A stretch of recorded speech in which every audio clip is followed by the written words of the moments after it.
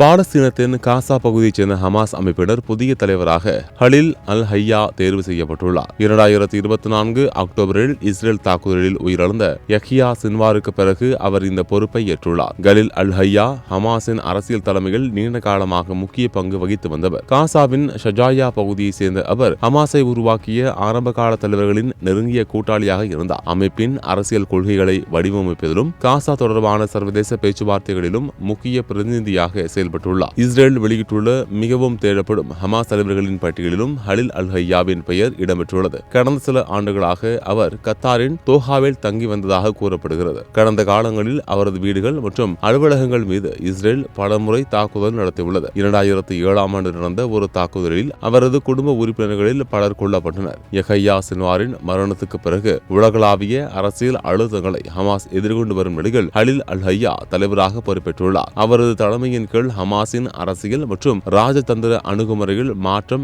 ஏற்படுமா என்பதை சர்வதேச நாடுகள் கவனித்து வருகின்றன. இதற்கிடையில் கடந்த ஆண்டு அமெரிக்காவின் மத்தியஸ்தத்தில் ஏற்பட்ட போர் நிறுத்த ஒப்பந்தத்தின் ஒரு பகுதியாக காசாவில் செயல்பட்டு வந்த தனது அரசு நிர்வாகத்தை ஹமாஸ் கலைத்ததாக அறிவித்தது. அதே நேரத்தில் ஒப்பந்தத்தில் இடம்பெற்றிருந்த ஆயுதங்களை கைவிடும் நிபந்தனையை ஹமாஸ் ஏற்க மறுத்து வருகிறது. 2023 அக்டோபர் 7 இஸ்ரேல் ஆக்கிரமிப்பு மற்றும் பாலஸ்தீனர்களின் உரிமைகள் பறிக்கப்படுவதாக கூறி ஹமாஸ் இஸ்ரேலுக்குள் தாக்குதல் நடத்தியது. அந்த தாக்குதலில் சுமார் 1200 பேர் உயிரிழந்துள்ளதாகவும் சுமார் 200 பேர் பணைய கைதிகளாக அழைத்துச் செல்லப்பட்டதாகவும் தெரிவிக்கப்பட்டது. இதற்கு பதிலடியாக பணைய கைதிகளை மீட்பது மற்றும் ஹமாஸை ஒழிப்பது என்ற நோக்கத்துடன் இஸ்ரேல் காசா மீது ராணுவ நடவடிக்கைகளை தொடங்கியது. பின்னர் அமெரிக்காவின் தலையீட்டில் போர் நிறுத்த ஒப்பந்தம் ஏற்பட்டாலும் அதன் பிறகும் இருதரப்பும் ஒருவரை ஒருவர் ஒப்பந்த மீறலில் குற்றம் சாட்டி வருகின்றன.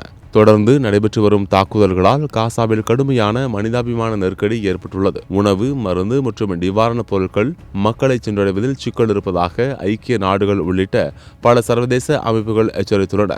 காசாவில் உயிரிழந்தோரின் எண்ணிக்கை 72,000 கடந்துள்ளதாக காசா சுகாதார அதிகாரி தெரிவித்துள்ளார். உயிரிழந்தவர்களில் பெண்கள் மற்றும் குழந்தைகள் அதிக அளவில் இருப்பதாக ஐக்கிய நாடுகள் அமைப்பும் கூறியுள்ளது. இதேவேளை பொதுமக்கள் மீது தாக்குதல் நடத்துதல், கட்டாய இடம்பெயர்வு மற்றும் மனிதாபிமான உதவிகளை தடை செய்தல் உள்ளிட்ட நடவடிக்கைகள் தொடர்பாக இஸ்ரேல் மீது பல்வேறு மனித உரிமை அமைப்புகள் மற்றும் சில நாடுகள் கடுமையான குற்றச்சாட்டுகளை முன்வைத்து வருகின்றன. இஸ்ரேல் இந்த குற்றச்சாட்டுகளை மறுத்து வருகிறது. மேலும் இஸ்ரேல் பிரதமர் பெஞ்சமின் நெதன்யாகு மீது போர்க்குற்றங்கள் மற்றும் மனித குலத்திற்கு எதிரான குற்றங்கள் தொடர்பாக கைது வாரண்ட் பிறப்பித்துள்ளதாக சர்வதேச குற்றவியல் நீதிமன்றம் அறிவித்துள்ளது. இந்த குற்றச்சாட்டுகளை நெதன்யாகுவும் இஸ்ரேல் அரசும் நிராகரித்துள்ளன. கிரியாஸின் அதிரடி ஆடி சேல் 70% வரை தள்ளுபடி. கிரியாஸ், இது நம்ம ஃபேமிலி.